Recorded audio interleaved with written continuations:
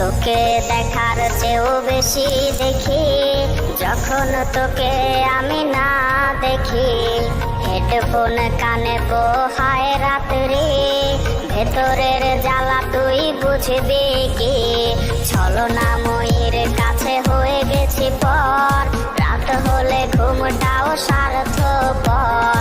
দেহের ক্ষত করা রক্ত দিয়ে কতবার তোর নাম লিখেছি যে